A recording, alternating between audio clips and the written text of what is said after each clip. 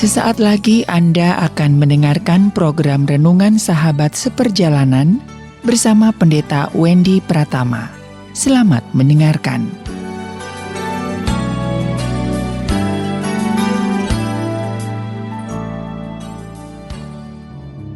Selamat berjumpa kembali dalam layanan audio Sahabat Seperjalanan. Hari ini adalah hari Selasa, 8 Juni 2021. Tema renungan dan saat teduh kita dengan judul Mengasihi dengan Benar. Mengasihi dengan benar. Firman Tuhan terambil dalam Matius pasal ke-22, ayat yang ke-37 sampai dengan ke-39. Demikian kebenaran firman Allah. Kasihilah Tuhan Allahmu dengan segenap hatimu, dengan segenap jiwamu, dengan segenap akal budimu. Itulah hukum yang terutama dan yang pertama. Dan hukum yang kedua yang sama dengan itu, ialah kasihilah sesamamu manusia seperti dirimu sendiri. Mari kita berdoa. Bapa yang di dalam sorga, ya Tuhan, hamba-Mu berdoa buat para sahabat seperjalanan di dalam menjalankan kebenaran firman Allah yang Tuhan ajarkan tentang bagaimana mengasihi. Seringkali kami memakai cara dan versi kami mengasihi dan bukan cara dan versinya Tuhan di dalam mengasihi. Ajar kami semua di dalam nama Tuhan Yesus kami berdoa. Amin. Shalom sahabat seperjalanan yang dikasihi Tuhan. Temanya adalah mengasihi dengan benar. Berarti ada mengasihi dengan salah. Bagaimana cara mengasihi dengan salah?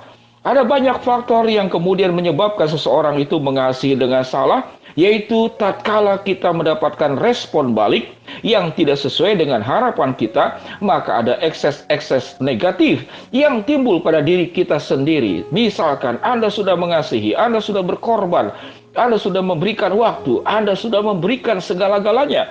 Bahkan sebagaimana yang firman Tuhan katakan, engkau sudah mengasihi dengan segenap hati, dengan segenap jiwa, dengan segenap akal budi. Tatkala respon yang kita terima, sewaktu orang merespon atau merespon balik dari apa yang kita sudah ungkapkan di dalam kasih, kita kecewa, tidak sesuai dengan ekspektasi. Artinya, mengasihi kita masih mengasihi dengan penuh dengan syarat. Mengasihi yang kita lakukan adalah mengasihi hubungan timbal balik. Mengasihi yang kita lakukan adalah mengasihi yaitu hubungan bisnis. Kalau sama-sama menguntungkan, mari kita jalan. Kalau kemudian merugikan, kita tidak akan berlangsung mengasihi lebih lama lagi. Sekalipun kau mengasihi dengan segenap hati, sekalipun engkau mengasihi dengan segenap jiwa, sekalipun engkau mengasihi dengan segenap akal budi. Sahabat seperjalanan yang dikasihi Tuhan, bagaimana mengasihi dengan benar? Yesus mengasihi kita dengan benar karena Yesus tidak pernah kemudian memberikan respon balik kepada kita yang saling balas-balasan. Kalau kasih satu, balas satu. Kalau kasih dua, balas dua. Atau minimal kalau kasih dua, minimal Anda harus kasih satu kepada saya. Di dalam hubungan antara Allah kepada kita di dalam mencintai, ada hal yang kita perlu pahami bersama. Sesungguhnya setelah manusia jatuh dalam dosa, bahkan sebelum manusia jatuh dalam dosa, apalagi setelah jatuh di dalam dosa, kita tidak punya hak untuk menerima kasih Tuhan kalau cara kita mengasihi, kalau cara Allah mengasihi dengan cara kita, yaitu hubungan cinta dan kasih yang timbal balik, hubungan cinta yang bersifat bisnis, hubungan cinta dan mengasihi dengan cara hitung-hitungan. Maka Allah tidak akan mengasihi kita. Allah akan meninggalkan kita. Sahabat seperjalanan yang dikasihi Tuhan. Sehingga kasih Allah adalah Allah mengasihi kepada kita yang tidak layak untuk dikasihi. Garis bawahi kalimat ini. Allah mengasihi kita kepada kita yang tidak layak untuk dikasihi. Kita tidak ada alasan untuk dicintai Tuhan. Tapi Tuhan mencintai kita. Sahabat seperjalanan yang dikasihi Tuhan, sehingga kasih sewaktu kita memberikan segala sesuatu, kita harus menutup pintu, menutup hati, menutup mata dengan mengharapkan balasan. Pertanyaannya, kalau begitu itu bukankah kasih dan mencintai dengan cara yang bodoh? Benar, kalau ukurannya adalah ukuran dunia. Yang kedua, selain mencintai dan mengasihi itu tanpa mengharapkan balas jasa, mencintai dan mengasihi juga untuk membawa tujuan yang baik. Di mana orang yang kita cintai itu tidak hanya katakanlah mendapatkan apa yang kita cintai, Kasih yang kita berikan di dalam bentuk barang, di dalam bentuk perhatian, di dalam bentuk pemeliharaan, di dalam bentuk kecukupan, di dalam bentuk kita membuka jalan, harus membawa orang bersangkutan di dalam kebenaran. Kalimat ini penting sekali. Harus membawa di dalam kebenaran dan harus membawa orang itu dekat kepada Tuhan, bukan meninggalkan Tuhan. Apa hidup itu di dalam kebenaran? Tatkala seseorang sudah dilimpahi segala sesuatu, maka dia harus memakai segala perkara yang sudah kita berikan dalam bentuk cinta kita kepada orang-orang yang khusus kita cintai. Orang itu mensyukuri kebaikan Allah.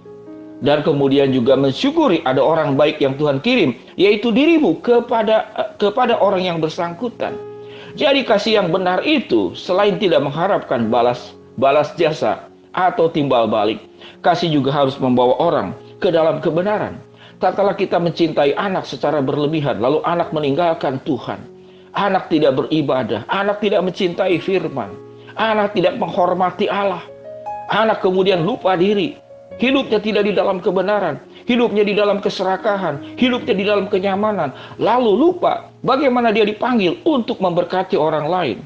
Mencintai di dalam kebenaran itu tidak hanya membawa orang itu menjadi ketenaran, tidak membawa juga orang di dalam hanya kemakmuran, tidak juga orang membawa hanya di dalam kesejahteraan, tidak hanya membuat orang itu hidup di dalam keamanan, tidak hanya membawa orang juga hidup di dalam kenyamanan. Maka yang saya sebutkan tadi itu adalah orientasi diri, ketenaran, kemakmuran, kesejahteraan, keamanan, kenyamanan. Itu semata-mata hanya untuk diri kita sendiri. Allah mengajarkan setelah kita mencintai Allah dengan segenap hati, dengan segenap akal budi, dengan segenap jiwa kita. Itulah hukum yang utama dan pertama. Tapi Allah melanjutkan hukum kasihnya apa? Dan hukum yang kedua yang sama dengan itu ialah kasihilah sesamamu manusia seperti dirimu sendiri. Urutan kedua setelah mengasihi Allah adalah mengasihi sesama manusia. Dan yang ketiga seperti dirimu sendiri. Diri kita pada urutan yang terakhir. Sahabat seperjalanan yang dikasihi Tuhan, setelah kita dicukupkan, diberikan kasih oleh Allah, dan kita juga mencintai dengan cara-cara Allah, itu harus membawa orang hidup di dalam kebenaran dan membawa orang-orang yang kita cintai juga menjadi penyalur-penyalur kasih Allah untuk orang lain. Sehingga kasih itu adalah diberikan menjadi sebuah estafet yang tidak boleh berhenti sampai kepada kematian menjemput kita. Sehingga kasih yang kita terima dari Allah dan kasih yang kita berikan kepada orang yang kita cintai, kepada keluarga, kepada sahabat, kepada teman dekat, kepada rekan bisnis, kepada rekan di kampus, kepada rekan di sekolah, kepada rekan di lingkungan masyarakat, kepada tetangga-tetangga kita. Kasih tidak boleh berhenti hanya pada diri kita. Sewaktu Allah mencintai dan mengasihi kita, maka Allah memanggil kita agar engkau juga dipanggil untuk mengasihi sesama.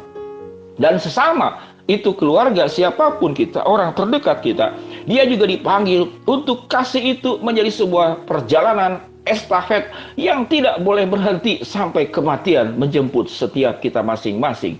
Sahabat seperjalanan, kasih itu membawa orang datang ke dalam kebenaran, hidup di dalam kebenaran, hidup di dalam kekudusan, hidup di dalam karakter-karakter ilahi yang luar biasa.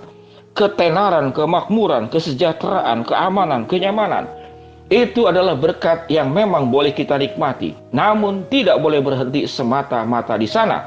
Sewaktu kita hanya berhubungan dengan ketenaran, kemakmuran, kesejahteraan, keamanan, kenyamanan, lalu terhenti, maka kasih kita setelah diberikan estafet itu berhenti di tanganmu, dan engkau tidak menjadi penyalur-penyalur kasih Allah, tidak menjadi duta-duta kasih Allah di tengah-tengah dunia ini. Sahabat seperjalanan yang dikasihi Tuhan, mari kita belajar mengasihi dengan benar, mengasihi dengan cara Allah, bagaimana mengasihi kita. Mari kita berdoa. Bapa yang di dalam sorga, ya Tuhan, hamba-Mu berdoa, ya Tuhan, buat sahabat seperjalanan yang sedang melakukan tindakan operasi di dalam berbagai segala macam penyakit yang dialami. Tuhan akan jamah dan Tuhan sembuhkan. Hamba-Mu berdoa juga yang sedang sakit di rumah, Tuhan juga jamah dan sembuhkan. Buat sahabat seperjalanan yang sedang menghadapi kendala, kesulitan, masalah, rintangan dalam hidup ini, Tuhan akan bukakan jalan. Buat sahabat seperjalanan yang sedang berdoa, mengharapkan sesuatu kepada Engkau, Tuhan akan kabulkan sesuai dengan waktu, rencana, dan kehendak-Mu. Di dalam nama Tuhan Yesus kami berdoa. Amin. Shalom sahabat seperjalanan. Mengasihilah, tidak cukup hanya mengasihi, namun harus mengasihi dengan benar. Mengasihi dengan cara Allah mengasihi, mencintai kita kepada cinta yang diberikan Allah kepada kita yang tidak layak untuk dicintai, namun Allah mencintai dan mengasihi kita. Shalom, Tuhan memberkati kita semua. Amin.